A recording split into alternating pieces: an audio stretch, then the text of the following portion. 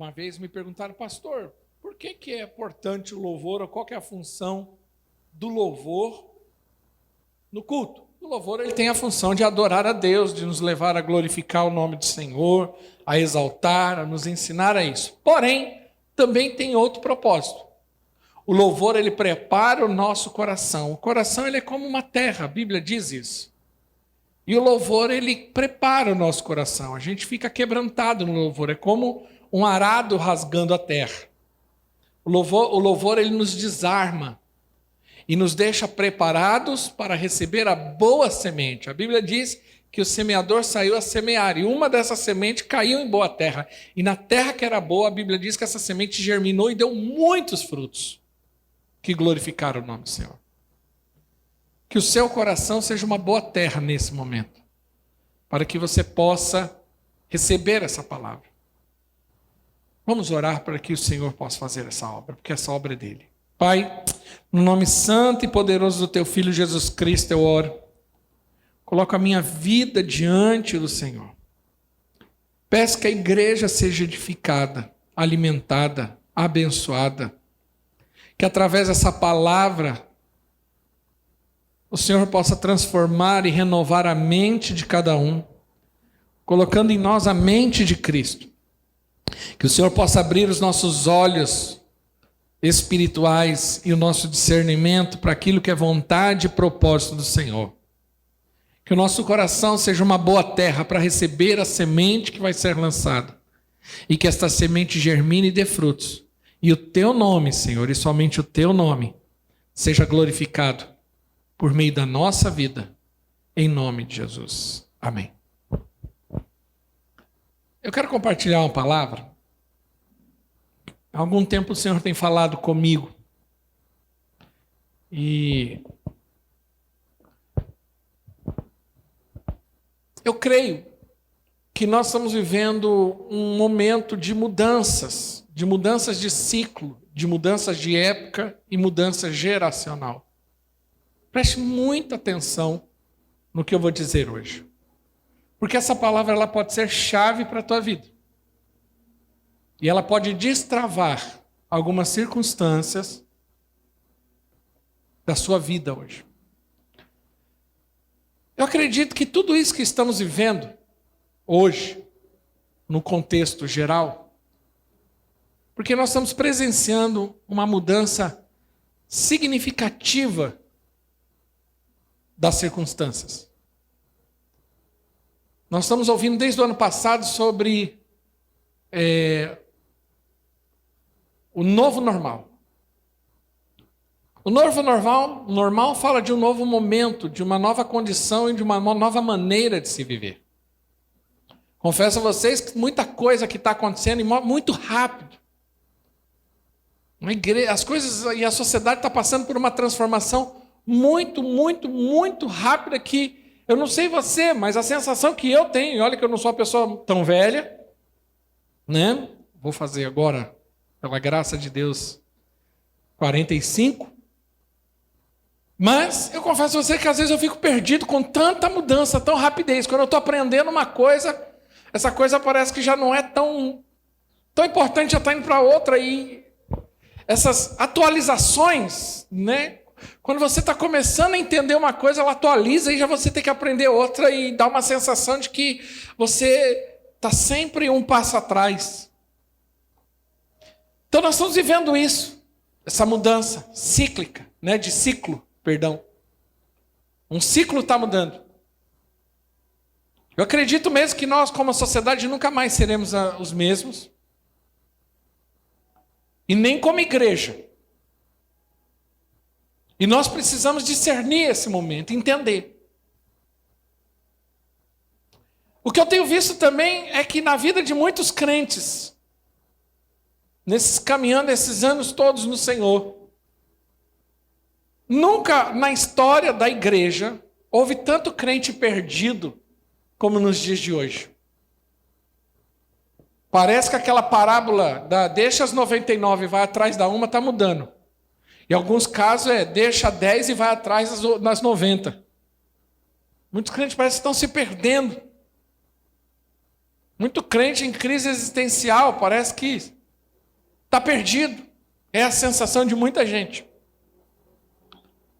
Mas tudo isso porque não entendeu algo de Deus. E algo profético está acontecendo.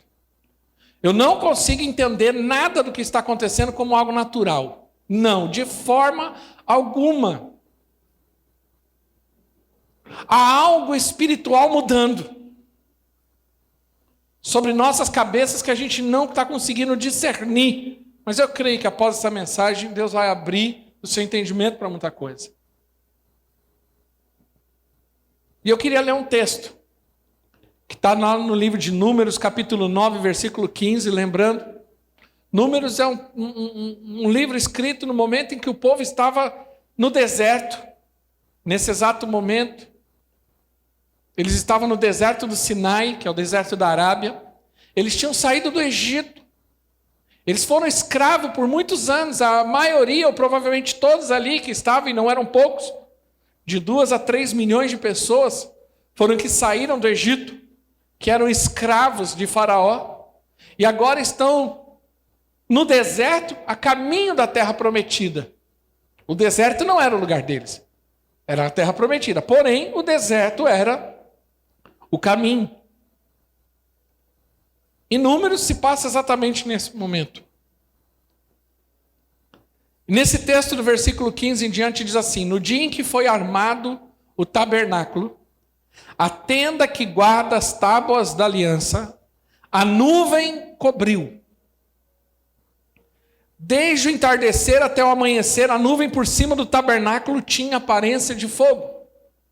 Então a Bíblia diz que eles estavam lá, aquele povo todo andando, lembrando que eles não andavam desordenadamente, havia uma maneira certa de caminhar.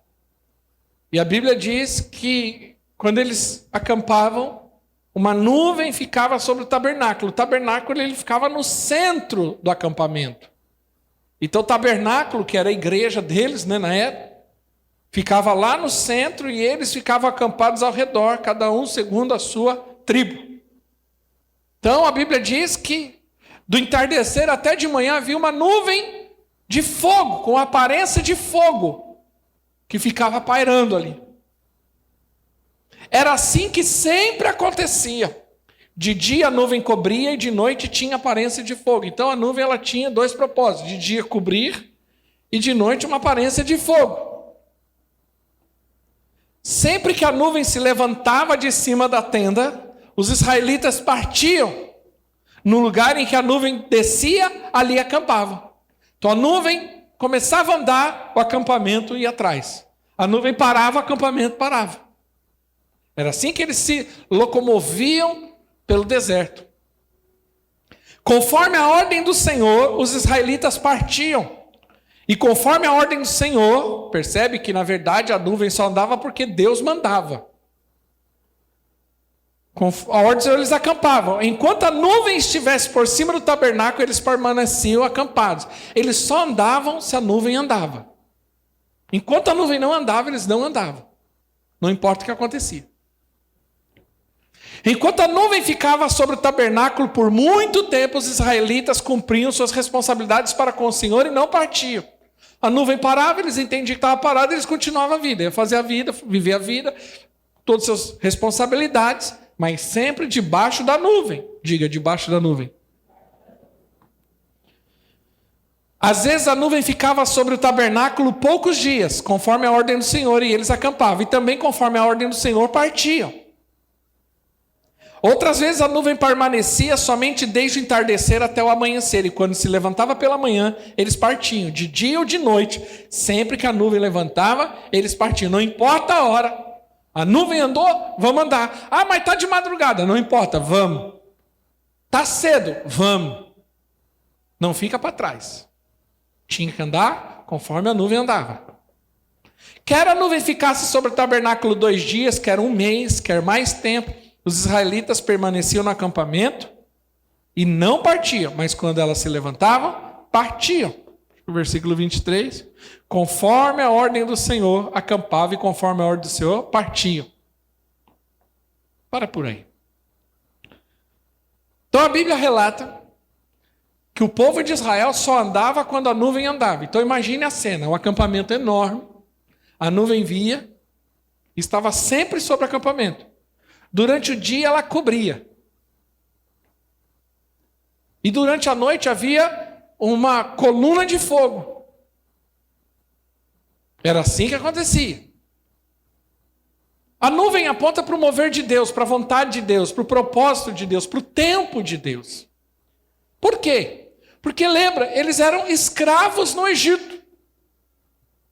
Eles viveram e cresceram debaixo de uma sociedade escrava. Todos que estavam ali não sabiam o que era ser livre.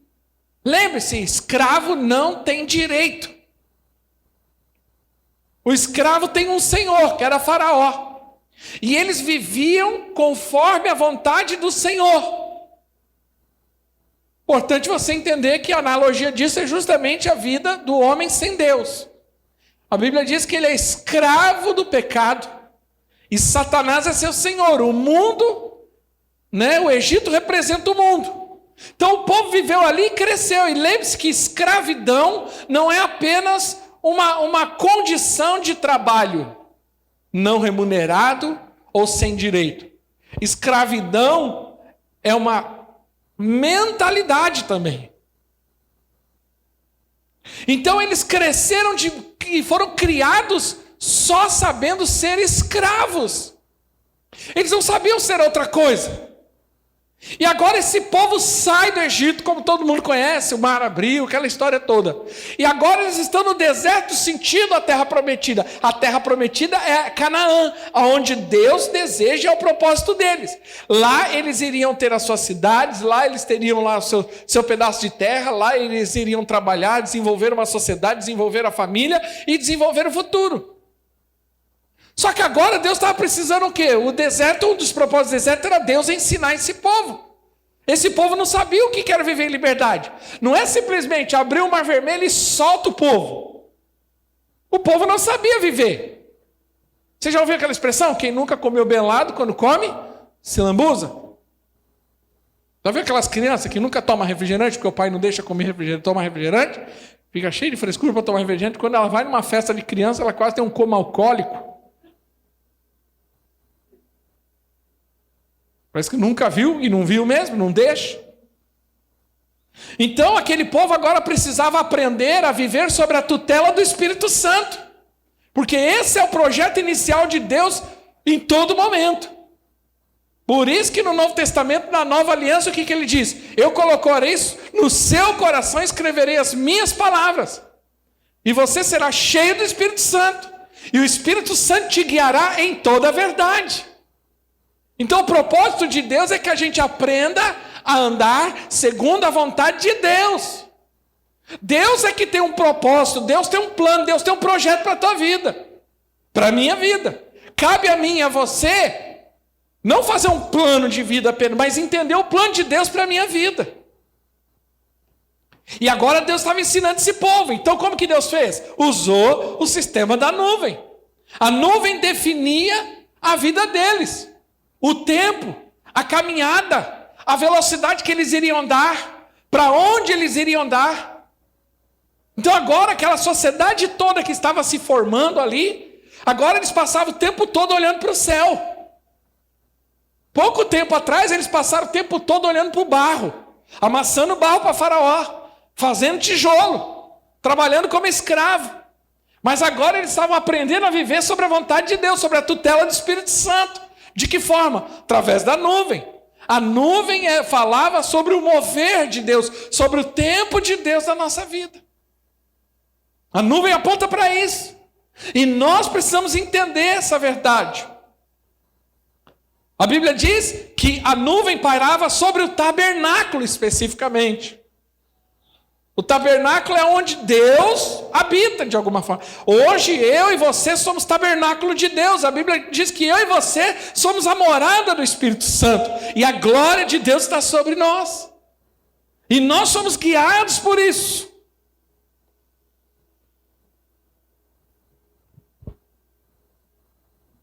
Também é importante entender que a nuvem tinha dois propósitos.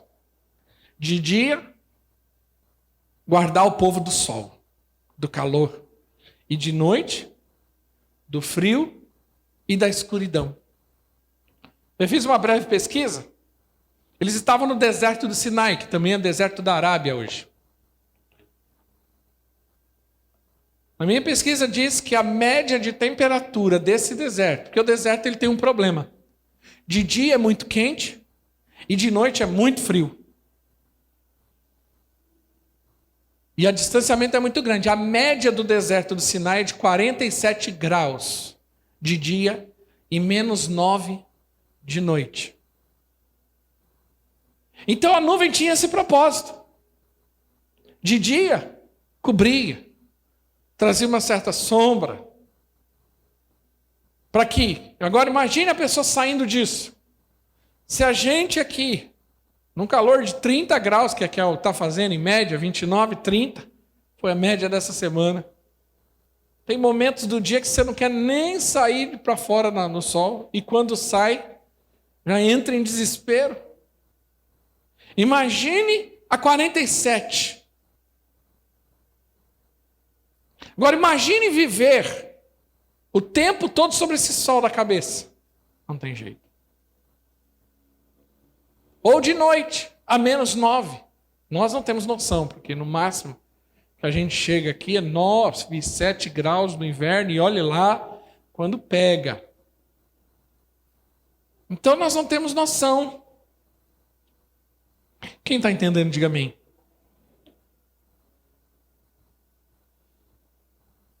O problema era esse. Se não tivesse debaixo da nuvem, de dia o calor ia trazer sofrimento, e de noite o frio. Por isso que o lugar mais seguro é debaixo da nuvem. É debaixo do mover de Deus, é debaixo do tempo de Deus, fazer as coisas no tempo certo de Deus. Salmo 91, versículo 1. Salmo tão conhecido. Aquele que habita no esconderijo do Altíssimo, a sombra do Onipotente descansará. Aonde você encontra descanso? A sombra do Onipotente. Deus, eu estou cansado. Minha vida está cansada. Eu não aguento mais. Provavelmente quem está falando isso é porque está fora da nuvem. Porque embaixo da nuvem eu encontro descanso. Quem está entendendo, diga amém. Agora você precisa entender duas coisas sobre isso. Eu estou dizendo aqui que a nuvem fala do mover de Deus e do tempo de Deus na nossa vida, da vontade de Deus. Então nós precisamos entender duas coisas, e essa palavra é uma palavra profética para a igreja. Meu propósito aqui como pastor é mostrar para você, para que você entenda o que está acontecendo. Esses dias começou a acontecer umas coisas na nossa igreja, umas circunstâncias, e uma situação daqui, uma situação dali, e eu fui orar, e foi a palavra que o Senhor me deu. Falou, há uma mudança, entenda essa mudança. Discirna essa mudança. Porque nós temos uma tendência a achar que a nossa vida vai ser um mar de rosas. E qualquer mudança naquilo que nós planejamos já traz angústia, mas nós precisamos entender que Deus está no controle de todas as coisas. Mas a primeira coisa que eu e você precisamos entender sobre isso é, precisamos entender que há tempo para todas as coisas. A Bíblia diz que havia um tempo em que a nuvem parava e havia um tempo que a nuvem andava. Qual que era o papel, então, principal de um judeu naquela época? Só ficar olhando para o céu para perceber. A nuvem andou, eu vou. A nuvem parou, eu vou parar. Agora, se você perdesse esse tempo, o que acontecia? A nuvem foi embora e ele está aqui, parado. O acampamento já armou, o povo já foi e ele ficou aqui. Então, entender o tempo das coisas é importante. Eclesiastes 3:1 em diante diz assim: para tudo há uma ocasião, um tempo para cada propósito debaixo do céu. Então há tempo para todas as coisas. Aí ele continua, olha o que o escritor diz: tempo de nascer e tempo de morrer. Nós precisamos discernir isso. Tempo de plantar e tempo de arrancar o que plantou. Você não vai colher o tempo todo e não vai plantar o tempo todo. A vida é cíclica. Mas se você não plantar, você não colhe. E se colher, é uma necessidade de plantar. Tem gente que quer colher sem plantar, ou está querendo plantar, mas ainda não colheu. Então, entender esse momento certo. Vou explicar isso. Tempo de matar e tempo de curar. Tempo de derrubar e tempo de construir. Tem hora que você tem que fazer coisas, e tem hora que você tem que desfazer coisas. Entendeu?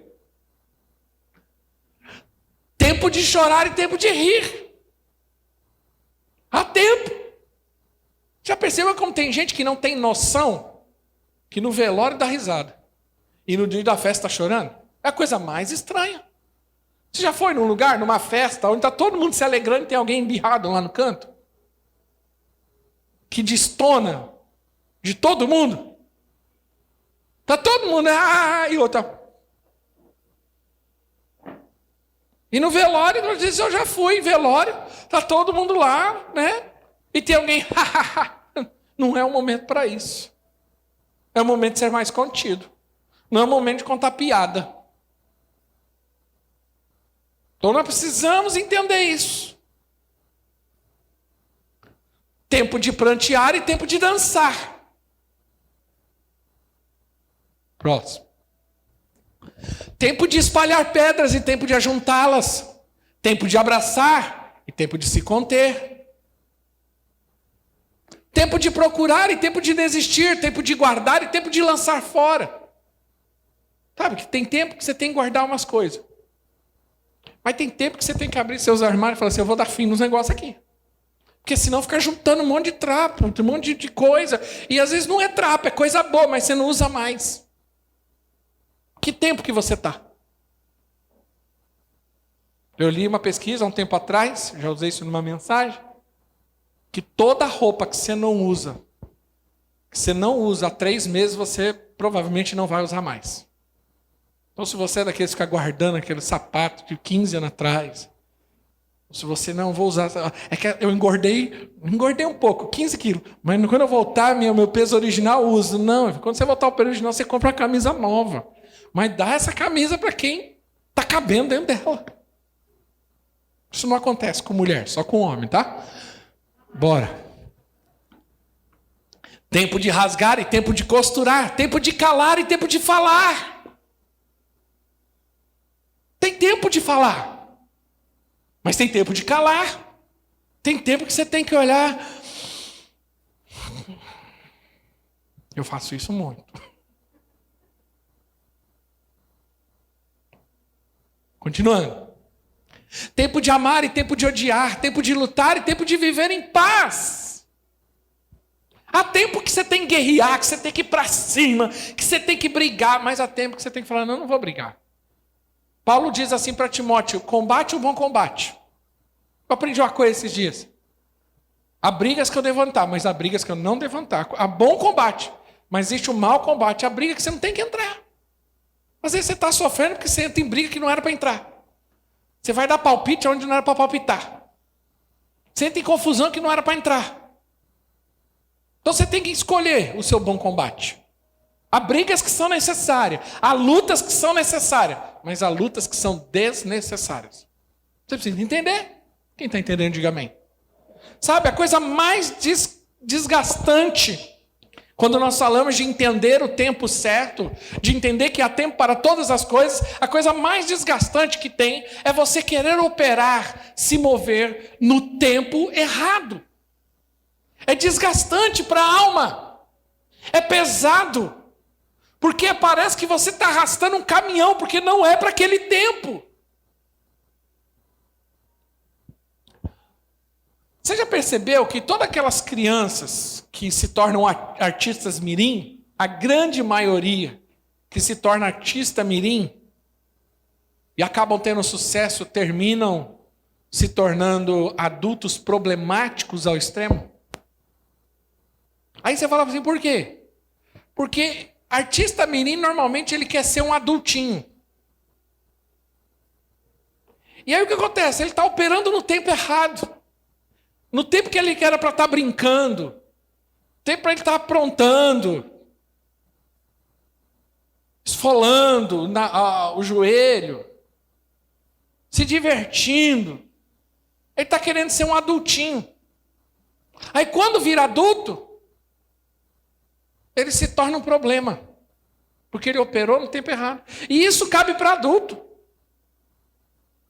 Quantos começaram uma vida muito cedo a querer ser um adultinho? E aí, precoces, 13, 14, 15 anos, querer fazer coisas que não é o tempo de fazer. Não é o tempo de estar fazendo certas coisas. Porque há tempo. Há tempo para namorar, para se relacionar, há tempo para casar, há tempo para ter filho. Mas também tem que ter o tempo de estudar, de trabalhar, de aprender. E aí a pessoa faz tudo no tempo errado e depois sofre. Quer ter filho com 15, 16 anos, aí com 30 quer viver a vida de 15. É muito triste você ver um adulto de 40, de 30, 40, 50 e até mais, se comportando como uma menina ou um menino de 17 anos.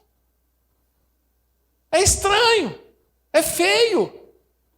Aquelas mulheres já com uma certa idade que quer colocar uma roupinha com uma menina de 17 anos. Aí ela quer deixar a barriguinha de fora. Mas a barriguinha não é tão barriguinha. E ela não fica dentro da roupa. Fica feio. Mas ela acha que não. Eu vou aproveitar a vida. É tempo. Quando estão entendendo, diga amém. É muito ruim, sabe? O problema, guarda isso que eu vou te dizer. As pessoas querem operar no tempo errado. Há tempo para todas as coisas. Primeiro você aprende.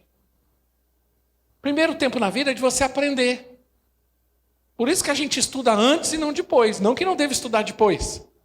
Mas o melhor tempo de estudar é na primeira fase da vida ali.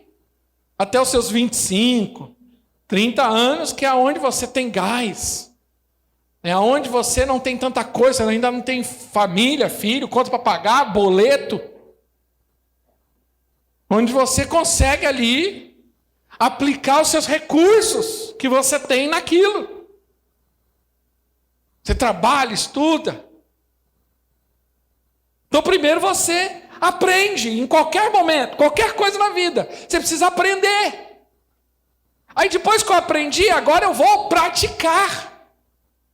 Depois que eu vou praticar, depois que eu pratiquei um bom tempo, e agora eu consigo ter um certo conhecimento, então eu vou liderar, eu vou desenvolver, para depois gerar o quê? Influência, passar para frente, ensinar outros.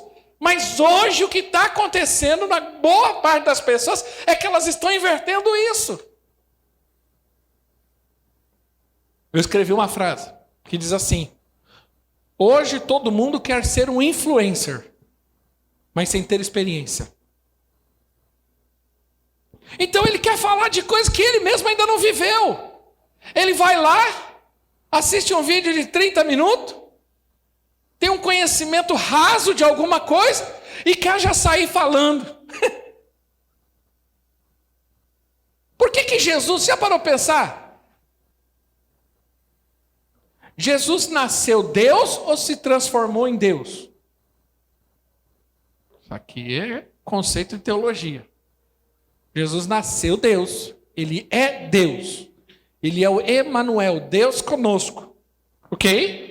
Desde a manjedoura, por isso que foram lá os pastores, por isso que foram lá os magos e adoraram ali. Quem? O Salvador.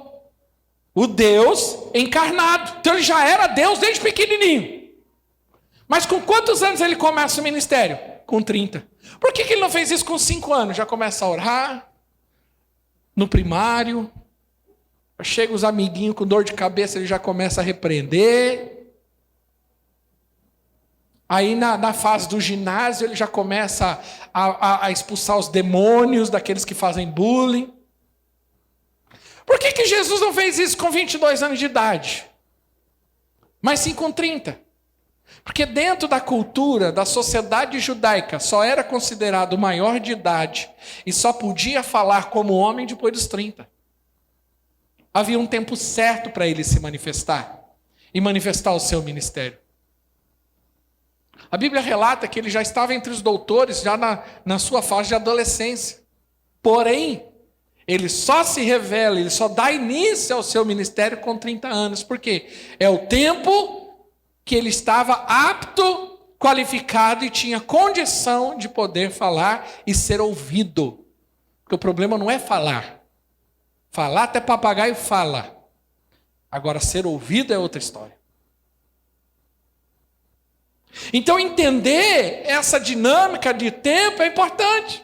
Tem gente que não quer aprender nada, mas quer ensinar. Aí ele não vê resultado na vida dele, aí ele não vê coisas acontecendo na vida dele, fala assim, poxa, na minha vida nada acontece, mas você não para para aprender. Quem nunca senta para aprender, nunca se levanta para falar, para ensinar. Nunca vai ter capacidade para isso, mas ele quer operar no tempo errado. Ele já quer ensinar, ele já quer liderar, ele já quer ser chefe. Por isso que na nossa igreja nós temos o líder em treinamento. Por que ele já não vai direto para líder? Porque primeiro ele vai aprender. Primeiro ele vai ser treinado. Para depois ele começar a praticar. E depois que ele praticou, ele vai ser incentivado a treinar outros. Quantos estão entendendo? Diga amém. Mas primeiro tem que aprender. Paulo diz, quando eu era menino, eu fazia coisa de menino. Mas agora eu não sou. Nós precisamos entender e discernir cada etapa da nossa vida. Precisamos entender que há tempo para todas as coisas, mas existe cada etapa da nossa vida. E se nós não respeitarmos essas etapas e queimarmos essa etapa, nós vamos sofrer. A Bíblia diz, não coloque ninguém para pastorear uma igreja que seja neófito, ou seja, novo na fé. Mesmo que ele tenha unção, mesmo que ele tenha eloquência, mesmo que ele ore e cure pessoas, ainda não tem condições de assumir a responsabilidade do pastorado. Por quê? Porque ele é neófito, ele vai se tornar soberbo, porque a imaturidade. Ele não tem maturidade para lidar com autoridade. Ele não tem maturidade para lidar com responsabilidade daquele tamanho. Então, muitas vezes a pessoa quer uma promoção na empresa, ela quer uma condição melhor na empresa, mas ela não busca isso no sentido de estar qualificada, de melhorar, de amadurecer, de aprender, de estudar, de se desenvolver, de estar disposta a aprender. Se tem uma coisa que me dá angústia quando eu vou ensinar algo para alguém, ela fala assim, não, já sei. Não, já sei. Não.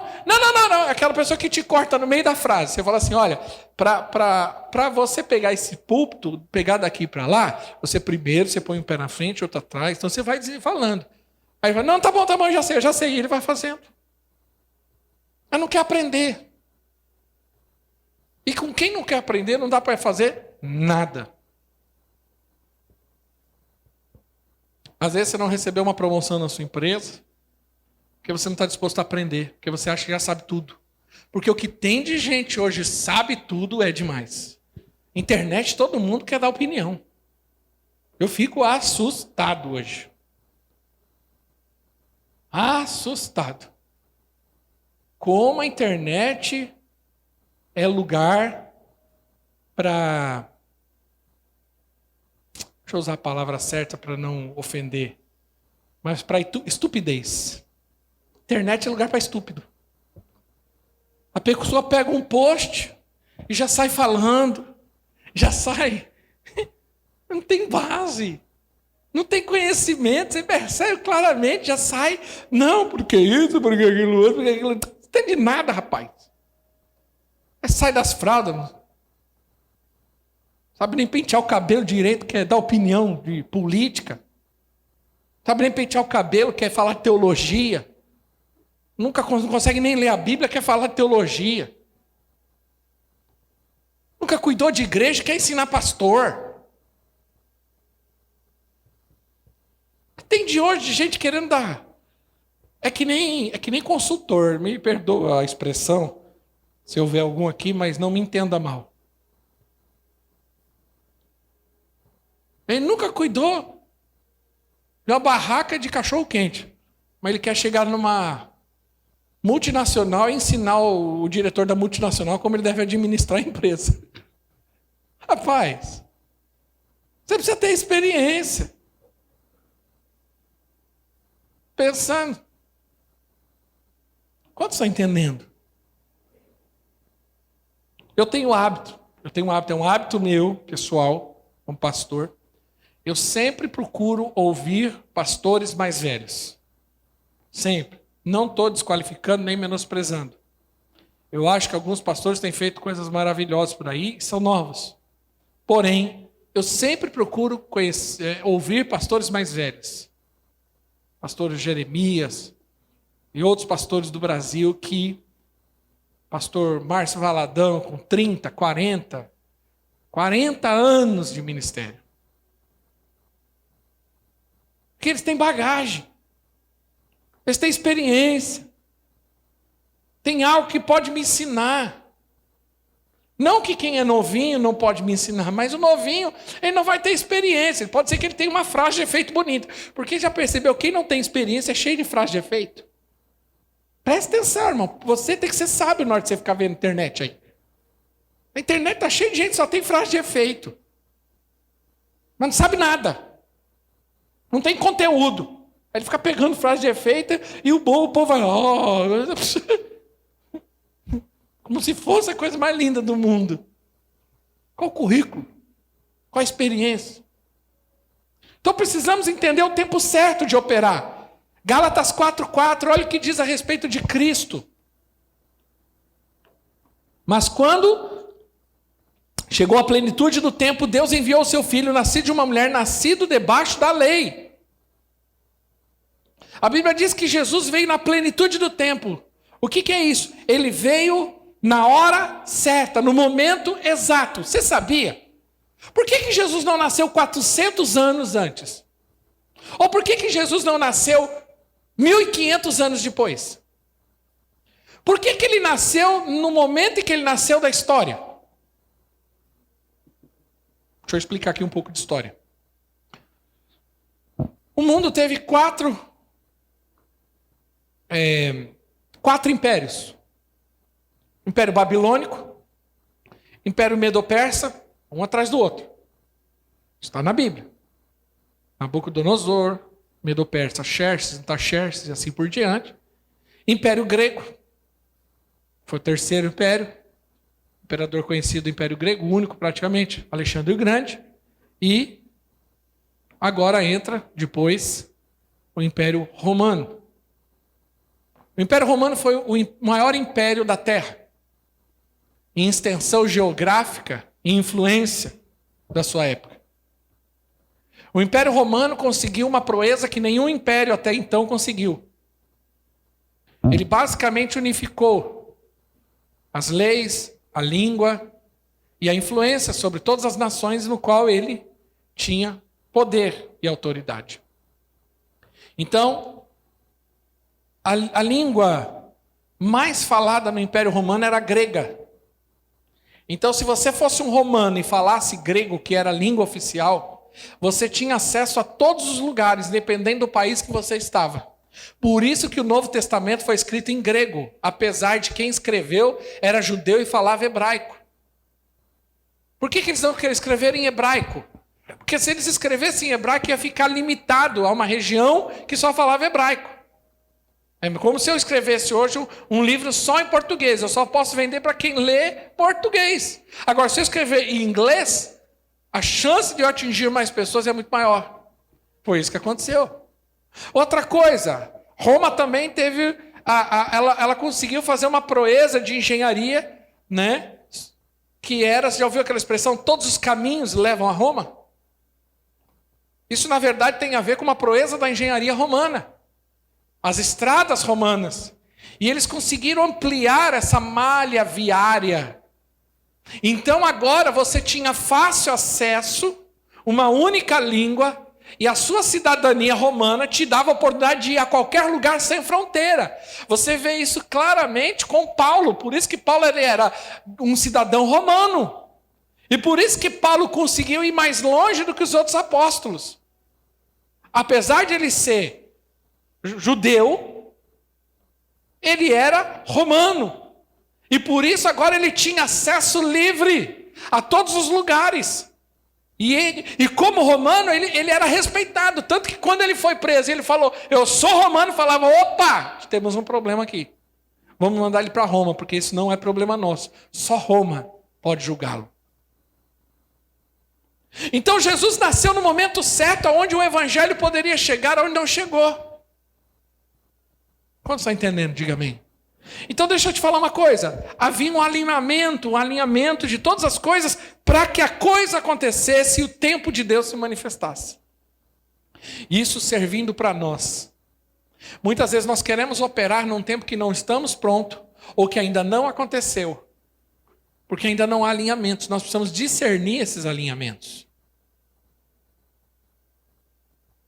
As coisas começam a alinhar. Quando o tempo de Deus acontece, as coisas começam a alinhar. Uma porta fecha, a outra abre, uma circunstância acontece, a outra deixa de acontecer, e Deus vai levando você e conduzindo. Estava falando com a minha filha essa semana, e ela falou assim, já comentando sobre fazer a obra, e ela falou, eu não queria sair de Itatiba. Eu falei, eu também não. Mas, se Deus falar para nós sairmos, eu não posso ficar. Então, se Deus me mandar para o Alasca, vai ter que acontecer. Aí a minha esposa falou, mas se isso um dia acontecer, não acreditamos que isso aconteça, não quero trazer insegurança. Porém, se isso um dia for vontade de Deus, Deus vai alinhar tudo de uma tal forma que quando você perceber, já aconteceu. Agora, se eu der na minha telha agora, falar assim, eu vou para Alasca, porque Deus, eu quero ir para Alasca, porque lá eu vou estar lascado, mas eu vou lá. Mas não é vontade de Deus, o que vai fazer? Eu vou sofrer. Eu me lembro de um conhecido meu, pastor, nós éramos jovens na época, mais jovens, né? Bem mais jovens. Eu ainda não era pastor. E ele estava cuidando de uma igreja nova, mas no início, ali nos primeiros anos, mas uma igreja viva, estava num momento gostoso, a igreja estava animada, né? Uma igreja tinha um grupo de pessoas envolvidas, estava uma benção. E aí ele colocou na cabeça que ele queria se tornar itinerante. Então ele não queria mais estar à frente da igreja local, pastoreando a igreja local, mas agora ele queria ser um pastor itinerante, sem a responsabilidade da igreja local. E eu falei para ele na época, eu não acredito que isso é vontade de Deus, e não acredito que é o tempo de Deus. Eu falei para ele, eu acredito, inclusive, eu era muito amigo dele, eu falei, eu acredito muito que Deus tenha isso para você. Não é porque eu acredito no ministério itinerante. Porém, eu não acreditava que naquele momento fosse, mas eu não tinha nenhum poder sobre isso, eu não era pastor dele, ele era um companheiro, um colega de trabalho, um amigo, mas deu na cabeça dele e ele insistiu tanto que ele foi lá uma hora, né, assim, pressionado pela circunstância, pressionado por tudo o que ele queria, pelos desejos do coração, ele foi lá para o pastor e falou, chega, eu não vou pastorear, quero ser itinerante, acredito que Deus é comigo. O que aconteceu? Quebrou a cara. Não deu certo. E nem vingou hoje como pastor. Não está em nenhum e nem outro. Mas por quê? Simplesmente porque ele quis fazer as coisas certas no tempo errado. Às vezes nós sofremos por causa disso. Nós queremos fazer a coisa certa no tempo errado. Há tempo para todas as coisas. Segunda coisa que eu preciso aprender sobre isso. A discernir o tempo das coisas. Salmo 90, 12. O salmista escreve algo que me chama muita atenção, que diz assim, ensina-nos a contar os nossos dias, para que nosso coração alcance sabedoria. O salmista diz, ensina-me a contar, a perceber o tempo, os dias, as épocas. Eu preciso ter um coração disposto a entender o que está acontecendo à minha volta. Deixa eu te falar uma coisa. Não se mova pela circunstância. Se mova pela nuvem. Muitas vezes nos movemos pela necessidade e não pelo propósito. Então muitas vezes tomamos decisões na nossa vida que são por necessidade, seja qual for, mas nenhuma necessidade pessoal está acima do propósito. E muita gente está quebrando a cara por conta da necessidade. Jesus nunca se moveu pela necessidade. Jesus estava num casamento, celebrando o casamento, acabou o vinho, vem Maria correndo. Jesus, acabou o vinho, a resposta dele é: o que eu tenho contigo, mulher? Ainda não é minha hora. Mas o vinho, calma, por que desespero? Agora imagine se você é Jesus no casamento. Na hora, começa a orar, entendeu? Você ia sair correndo, pega água, vamos virar água em vinho. Lembra de Jesus no barco? A Bíblia diz que havia uma tempestade açoitando o barco, os discípulos desesperados, daqui a pouco aonde que está Jesus? Dormindo. Jesus não se movia pela circunstância, pela necessidade. Se nós queremos cumprir o propósito de Deus, nós não podemos nos mover por circunstância ou necessidade. E isso tem acabado com muito projeto, com muito propósito, tem trazido muita frustração. Por que está cheio de gente frustrada? Porque só se move por necessidade. Porque só se move pela circunstância. E aí ele sai da nuvem. A nuvem não andou, mas eu quero andar porque a minha vontade hoje é andar. Então vai. Mas Deus não tem compromisso. Porque Deus só tem compromisso com quem está debaixo da nuvem. Ele só pode guardar quem está debaixo da nuvem. Ele não pode fazer nada com quem foi para fora da nuvem. Ah não, mas aí a nuvem foi. Ah, mas não quero não. A nuvem vai, mas eu quero ficar aqui porque hoje eu quero ficar dormindo até tarde. A minha necessidade é dormir. Então você está se movendo pela necessidade. A nuvem foi embora. Aí daqui a pouco o sol está rachando na testa. A mamona está secando. Já viu mamona secar? A mamona seca. Mas ele está lá sofrendo. Mas por quê? Porque não quis acordar mais cedo para andar junto com o povo. Quer ficar sozinho. Não aguento mais gente. Se move pela necessidade. Vou casar. Mas ainda não é o tempo. Não vou casar, eu não aguento mais ficar sem homem, ficar sem mulher. Eu não vou casar. Eu preciso de algum companheiro, eu preciso de carinho, eu preciso de um afeto, eu preciso disso. Mas ainda não é o tempo, não é a pessoa que você buscou. Não, mas eu vou. Casou. Quebrou a cara. Vou casar para sair de casa. Eu não aguento em casa, tá duro. É perseguição, é luta. Então eu vou casar, porque se eu casar, pelo menos eu saio desse problema. Aí entra no pior. Porque se moveu pela necessidade. Não, mas por que eu tenho que trabalhar? E por que eu tenho que trabalhar? Eu não posso estar comprometido. Necessidade. Se moveu pela necessidade. Mas quando você faz as coisas debaixo da nuvem, e você faz dentro da vontade de Deus e no tempo de Deus, você vive prosperidade.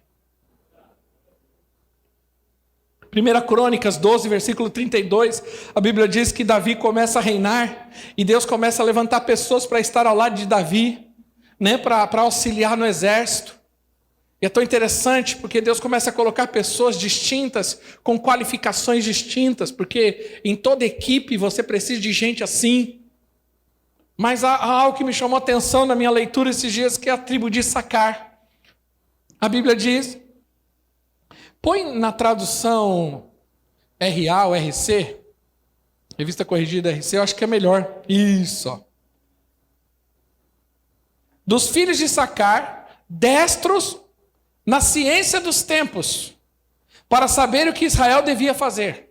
Eles eram capazes de discernir o tempo. Eles eram capazes de entender o tempo. Davi tinha um grupo na equipe dele, eu acredito pessoalmente, falando assim, muito pessoal, que era a turma da inteligência. Eram os estrategistas. Davi tinha um grupo na equipe dele que eram os estrategistas, ou seja, eles estavam ali só para discernir o tempo das coisas. Não é porque guerra, no dia a dia, não dá somente para ir fazendo as coisas, você precisa discernir. Você precisa perceber para você se mover. Você precisa discernir o tempo, o momento, o propósito de Deus para você fazer. Não é simplesmente vai lá e faz. Eclesiastes capítulo 8, versículo 5. Ele diz assim que o homem sábio, ele sabe o tempo e o modo de agir. Existe o tempo e o modo. Os tempos mudam e o modo de fazer também muda. O coração do sábio, a parte final, discernirá o tempo e o modo. É nós operarmos no tempo e no modo correto. Nós estávamos anunciando aqui, né? Põe lá, chave Pix, para fazer o seu dízimo e a sua oferta. Então, olha que loucura. Eu me lembro, há anos atrás, estava tendo uma discussão se podia ter maquininha na igreja e se era legal, se era correto ter maquininha. Tinha gente que falava mal, porque falava que isso era um absurdo, ter maquininha na igreja. Hoje quem carrega dinheiro, papel? Daqui a pouco ninguém. Aí começamos a maquininha, então você vai lá na maquininha, ou você faz transferência bancária. Agora não, eu te dou um número, esse número automaticamente já resolve tua vida. E da igreja também, glória a Deus por isso. É prático. Antigamente você tinha que pôr cartão sem, agora não, você só... Mas tem que ter dinheiro para fazer o tchum. Mas tem em nome de Jesus. Nós precisamos entender como os filhos de Sacar discernem o tempo. Olha que interessante, 1 Reis 17:1, sobre Elias. A Bíblia diz que Deus manda Elias para um lugar. A Bíblia diz que Elias ora 3 anos e meio e fica sem chover. Ele dá um comando para o céu. Fica 3 anos e meio sem chover. E nesse tempo Deus manda ele para um lugar, ó. Então Elias, o tisbita, dos moradores de Gileade, disse a Acabe: vive o Senhor, o Deus de Israel, perante cuja face estou, que nestes anos nem orvalho nem chuva haverá, senão segundo a minha palavra. Depois veio ele a palavra do Senhor dizendo: vai-te daqui e vira-te para o oriente, esconde-te junto ao ribeiro de Querite, que está diante do Jordão. E há de ser que beberás do ribeiro, e eu tenho ordenado a corvos que ali te sustentem. Foi, pois, e fez conforme a palavra do Senhor, porque foi e habitou junto ao ribeiro de Querite, que está no Jordão. Para aí. Então começou um tempo de dificuldade, Deus falou: vai para tal lugar. Movimentou ele. Tirou ele daqui e mandou para lá. Falou: você se esconde lá, fica quieto lá, e lá você vai beber do ribeiro, e eu vou mandar corvos para te alimentar. Isso já era meio estranho, porque corvo é considerado animal imundo. Mas durante o tempo foi assim que Elias viveu. Isso mostra como que Deus age. Às vezes, Deus te sustenta por fontes que você nunca imaginou. Entendeu?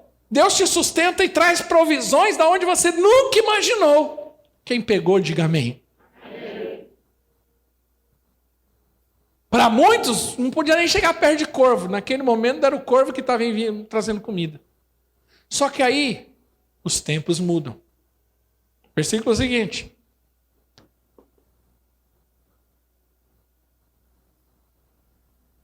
E os corvos lhes traziam pão e carne pela manhã, como também pão e carne à noite, bebia do ribeiro.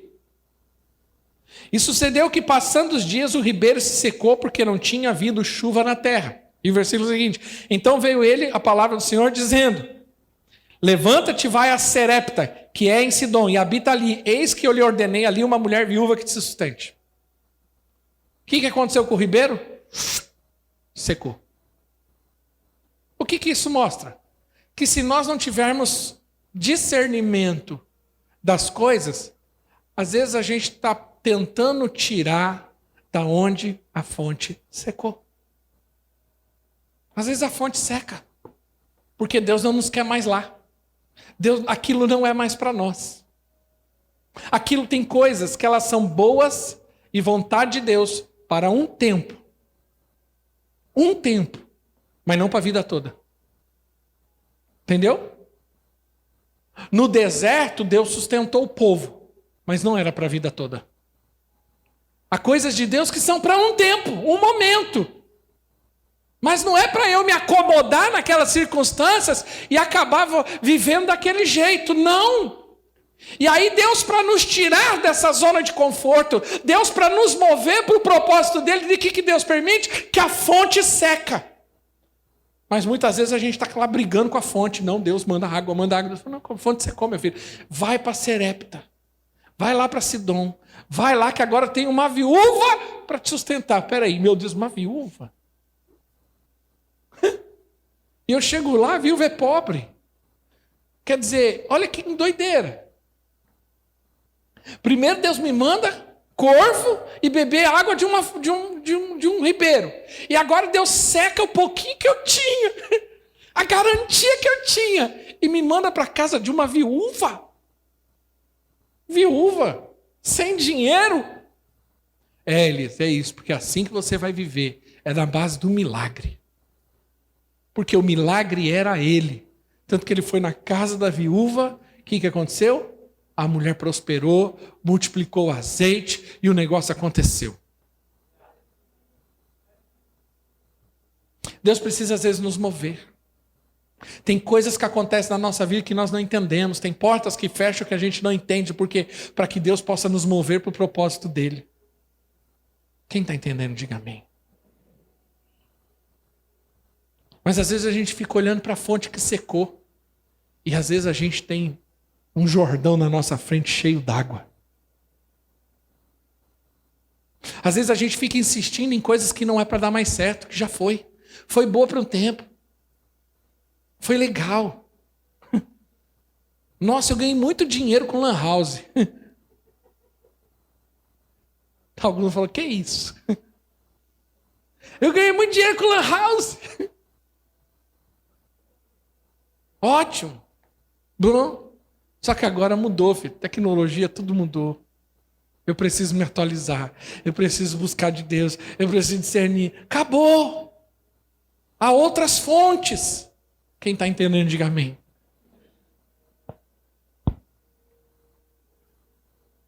A Bíblia diz que Abraão, interessante que a Bíblia diz que Abraão tinha um propósito com ele. Aí Deus fala assim, sai da tua terra, sai da tua parentela, está em Gênesis 12, precisa abrir.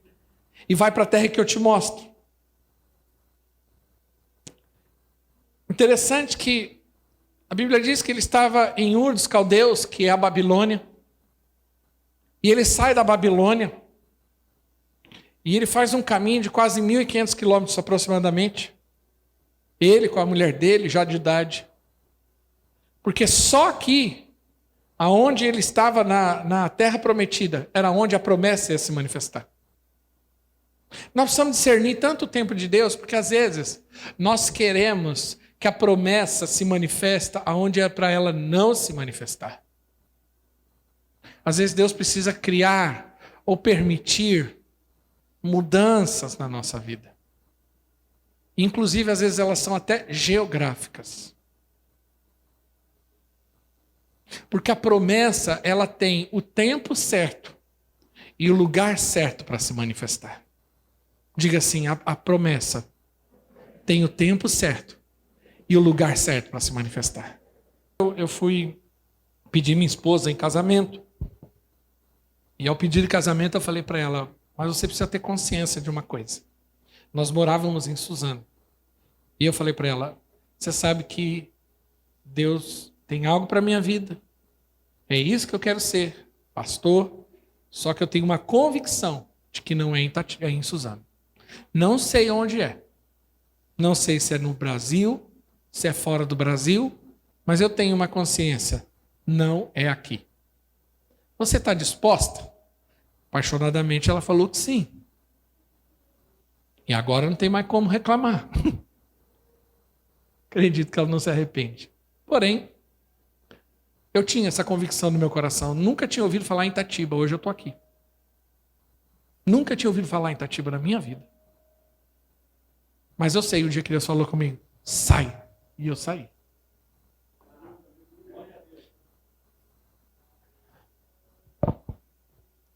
Quantos desejam mudanças aqui na sua vida? Mas por que muitos não mudam? Porque quando a mudança começa a acontecer, ela começa a brigar com Deus por causa da mudança. É Deus querendo levar para ela para outro lugar e ela fica, não, está repreendido. Ele fica brigando com Deus e às vezes Deus tem que vir empurrar ele. Vai! Não vou!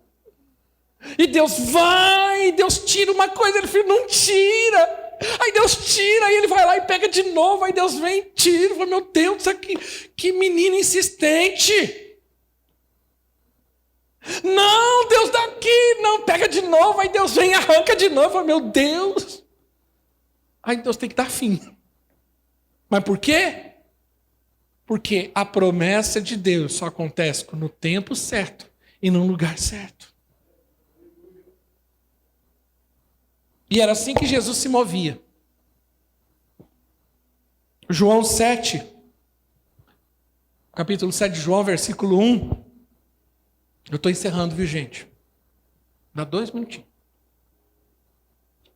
Quer que eu pare agora? Eu creio que essa palavra é profética para a sua vida. E se você ruminar isso do jeito que deve ser ruminado, vai ter muita coisa destravando aí no teu coração e na sua mente esses dias.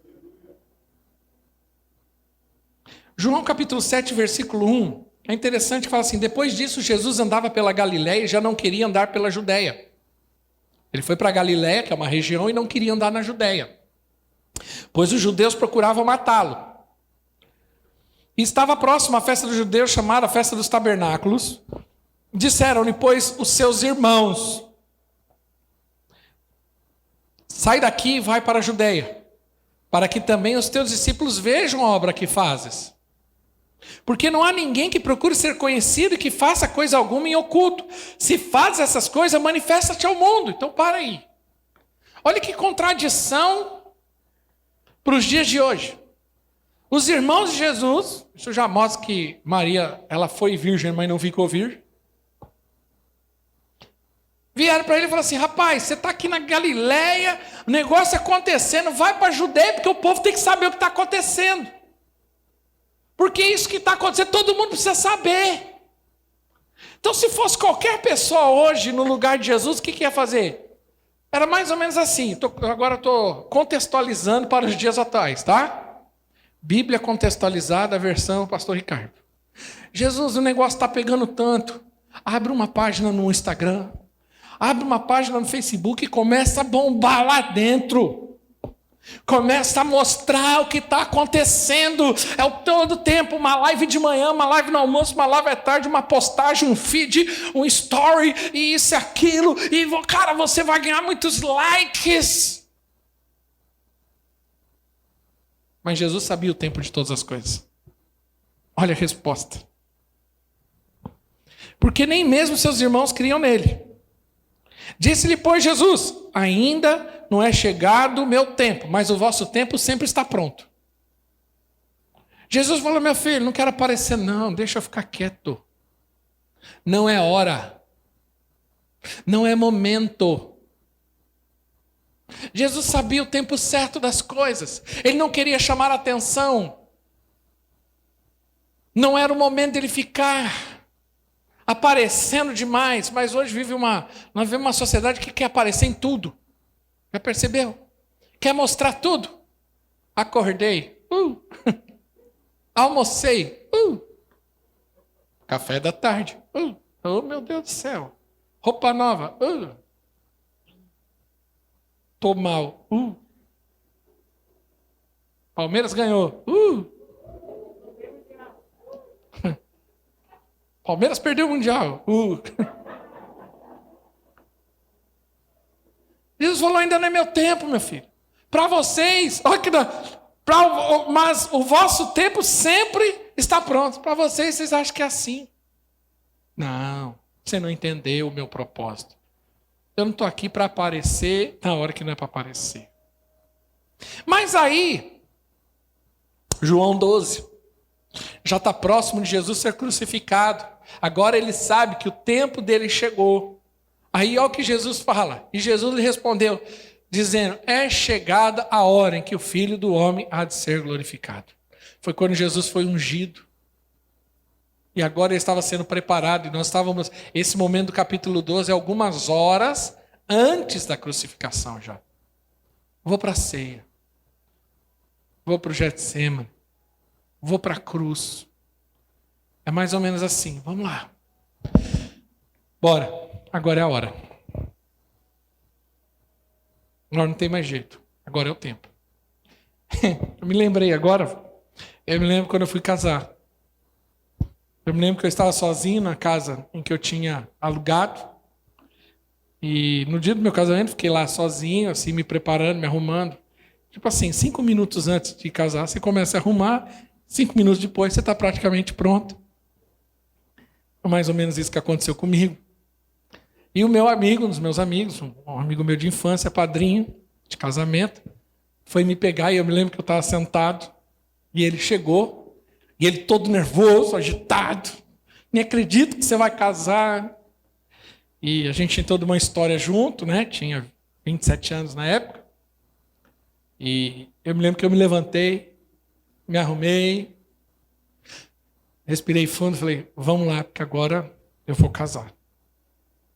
Chegou o tempo. Ou seja, tempo de menino, tempo da bagunça, está ficando para trás. Agora eu vou ter que assumir, ser sujeito homem, assumir uma esposa, criar uma família, fazer o negócio acontecer pela graça do Senhor. E é isso que nós precisamos. É necessário discernirmos os tempos para podermos responder corretamente ao Senhor. A banda pode subir, por favor. É necessário discernirmos os tempos para podermos dar a resposta correta no tempo certo. Às vezes você tem sentido angustiado, se sentido perdido, sem direção, porque às vezes está se movendo fora do tempo de Deus. Eu quero ser um profeta para você hoje, dizer, volta para baixo da nuvem. Às vezes você viu a nuvem andar e você ficou parado. Ou as nuvens parou e você quis andar. Não importa. O que importa é você falar, Deus, eu quero voltar para baixo da nuvem, para discernir o tempo e para fazer tudo no tempo certo do Senhor. Porque quando você faz as coisas no tempo certo, as coisas fluem. E você vai ver que você vai parar de ficar cansado, sobrecarregado, estressado, sabe, com vontade de desistir o tempo todo, uma briga interna, simplesmente porque agora você não precisa carregar o peso de estar fora do propósito de Deus. Jesus falou, vinde a mim, todos que estáis cansados e oprimidos, porque eu vos aliviarei, porque o meu fardo é leve, o fardo dele é leve. Fica de pé em nome de Jesus.